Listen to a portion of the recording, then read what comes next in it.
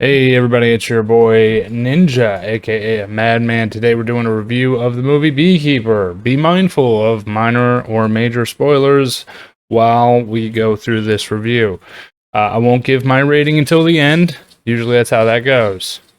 So, the Beekeeper is about a secret organization throughout the United States government that has the code name Beekeeper. The Beekeepers keep structure within the United States while the justice system doesn't work. Obviously, it's Jason Statham. He's got to play a major role in a secret organization that has to do with prior or previous or present day military type of training. Jason Statham did amazing in this movie. I thought it was absolutely fantastic. Definitely a great movie from him. I'm looking at the IMDb rating and I'm wondering why it got a 6.4. This movie was fantastic. I don't know how it got that rating. That's super weird. It says it's gone down to a popularity rating of 28 on IMDb. I don't know. I don't see that. There is a few things. Obviously, in the beginning, he starts off like a beekeeper, trying to just live his life. When they really push the narrative of the woman who was taking care of him, she ends up getting swindled out of money due to an organization scamming her, and he wants to get to the top of the organization, find out what's going on, who stole her money, and why. And take them out, because obviously they're corrupt, and the beekeeper's job is to keep the justice, keep the peace. Obviously she gets scammed, which they make a huge note of, hey, don't scam old people in the beginning, like, hey, this is bad. Like, it's very dramatized and everything, like the first 10, 15, 20 minutes of the movie, very dramatized. Don't steal from old people, don't do it. It's the same thing as hurting a baby, as hurting the elderly, and yada, yada, yada. But it sent a good message. It definitely was. It was a great message. It wasn't something that I wouldn't see myself actually talking about, but it was definitely a good message to push out the narrative to, protect old people like you would an innocent child. So then they bring in the female protagonists of the movie, which, I'll be honest with you, immediately right off rip, I did not like her. The way she presented herself, her demeanor, sloppy, arrogant. I did not like her whatsoever. And then as the movie goes on, that she grows on you. Like, she ends up being pretty decent. Not to mention her character can resonate with Jason Statham's character. So it was kind of one of those things where I was like, okay, I'm starting to like her. But it wasn't until like probably there was 30 minutes of the movie left that I was like, okay, well, she's okay. She's not too bad. There was a... Now, mind you, this is where we get into some spoilers. There's a few notes that I took down. The new beekeeper, because obviously the previous beekeeper was him. He's called the Bee Slayer, quote unquote, in a beehive. Queen Slayer. There's certain levels of bees, and he's the one who's like, hey, the queen bee's not working. We have to go ahead and take care of that. So he was the queen slayer of the hive, if you will. So the new beekeeper that they have, or the queen, I guess it would be, looked like Zoolander, and I thought that was hilarious, because their fight lasted all of like 10 seconds, and it was absolutely atrocious. It was a great fight. The fight wasn't bad. It was the fact that she looked like Zoolander and didn't do much of anything, and he just whooped her ass around the whole gas station. It was very, very funny. If you've seen the preview, you've seen most of the fight. It's very funny. So let's get into the whole synopsis. So if you're not ready for spoilers, get up out of here. That was your review. I do give it an 8. I give it an 8, 8.5. I'll say 8.5. It was really good. I did enjoy it. Give it an 8.5. So if you're not ready for spoilers, we're getting into it. Here it goes. They end up... everybody gone? That's not supposed to be here? Wonderful. Good. They end up stealing from the old lady, and he goes up to the place where he has to make a call to the CIA to inform them, hey, I know I'm retired, but I'm just going to do one more job. I just need some information. They give him the information. He goes over to their building. That's where we get this amazing scene from the trailer where he starts fighting everybody in the call center, and he meets our first twat that he has to fight, which is hilarious because then they retaliate, try to come after him, which is even funnier because the guy who he just beat up knows exactly what he's about, and he's like, I'm not about that life. I can't fight this dude, but we're going to go do it anyway. So he goes over there. Everybody gets killed, obviously. Jason Statham puts him down. He takes the guy's hand, leaves him alone for a little bit. I think he was baiting him into calling his boss, which happened. He called his boss. Jason Statham and him talked. That's when you see the scene where he drives him off the bridge. Boom, drives him off the bridge. Wonderful. Bye-bye. That guy, he's dead. The FBI, the daughter of the woman that killed herself. Oh, yeah, spoilers. Here's the spoilers. The old woman killed herself from getting scammed. And that's why Jason Statham is going off on this crazy rampage. All right. And now I did tell you the spoilers were coming. So if you're still here, that's on you. She killed herself. Jason Statham's pissed because she's the only person that took care of him. He goes ahead and he goes on this mini rampage. Finds out the daughter, the one I didn't like in the beginning, is an FBI agent who suddenly just appears in her mother's life out of nowhere, which is whatever, but okay.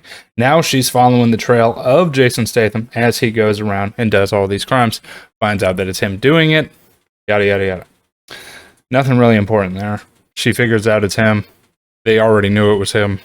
He's got a clean record because he has an alibi. He's not even who he says he is. He's the beekeeper.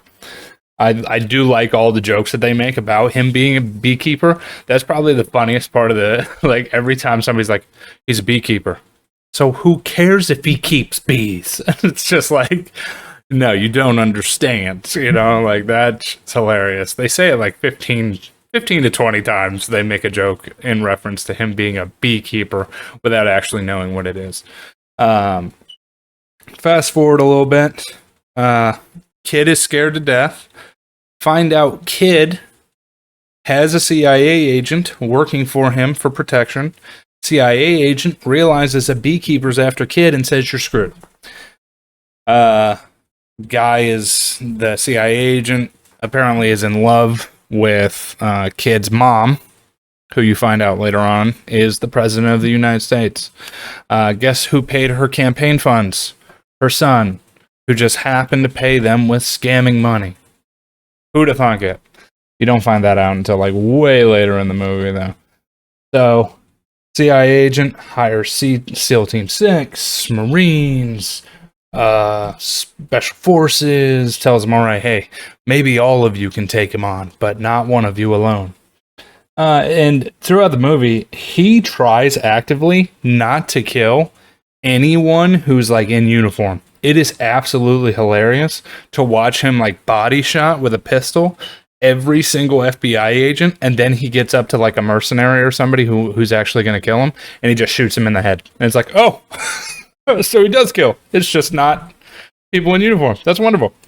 There was even a scene that they elaborated on it where he's outside of the hotel and he just kung fu wrestles the hell out of all these dudes, gets them all down on the ground, and the FBI agents swarm in afterwards. They're like, is anybody hurt? Anybody hurt? And they're like, no, nobody's dead.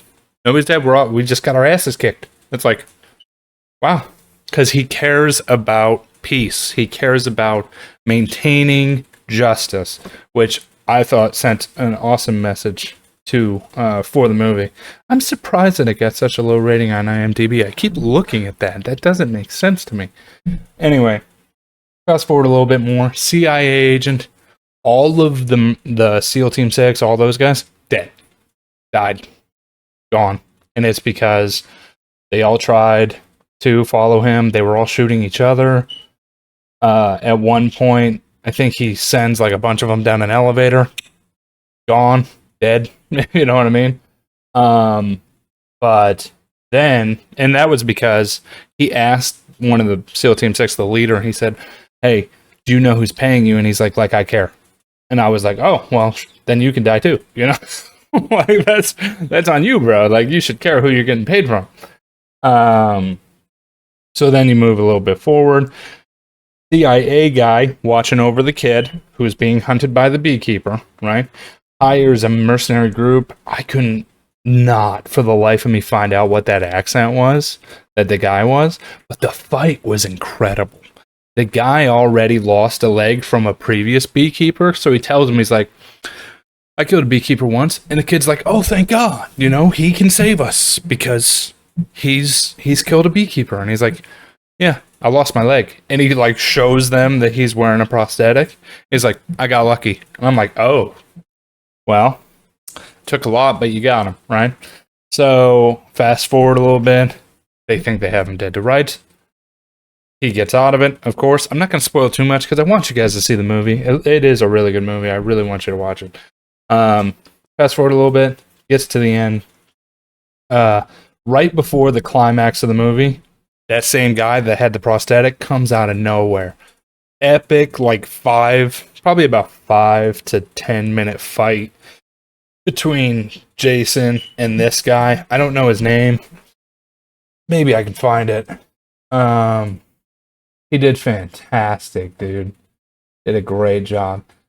Taylor James, it looks like. He was Lazarus. I can't see any. Yes, Lazarus. The question is to be or not to be. Yeah, that's him. Taylor James, fantastic job. But they have this epic 5 to 10 minute fight. Was incredible. I loved it. Right there, actually, if you, sorry for the guys who are just listening audio, but the guys who aren't listening audio, he was the guy in the coat within the first 2 seconds of the trailer. I'm going to try and pause it right on time. Boom. This fight scene was absolutely incredible. So they get into the fight scene. Obviously, Jason Statham wins. Shocker there. He goes over and finds out all that additional information. Son is now freaking out, loses his mind, shoots the director, the FBI director, who was in like the room with him and his mom, because he's telling his mom, like, I used all the campaign funds so you would win the election because you were losing by like 5 counties. And he's like, listening, taking notes. So he just, blows him away. Then he's about to kill his mom. And Jason Statham's like, sometimes you gotta know who you're working for. And I'm not gonna tell you what happens then. But the ending was fantastic. Like I said, the female protagonist, I'm gonna try and find out her name real quick. I guess that would have been Emmy Raver Lampman. Yeah, Agent Verona Parker. Fantastic job. Because in the beginning, I absolutely I despised that character. She had really good character development by the end, so I'm pretty happy about that. Josh Hutcherson, who played in the new Five Nights at Freddy's. Great job to him. I've seen him in plenty of other movies, but great job to him. He did a good job playing like the stupid kid who's like, he's got too much power and it's going to his head. He did a fantastic job. Bobby Nadiri, Matt Wiley, he made up for her downfalls. So the woman that I disliked, whatever her name is, Verona Parker, disliked her highly.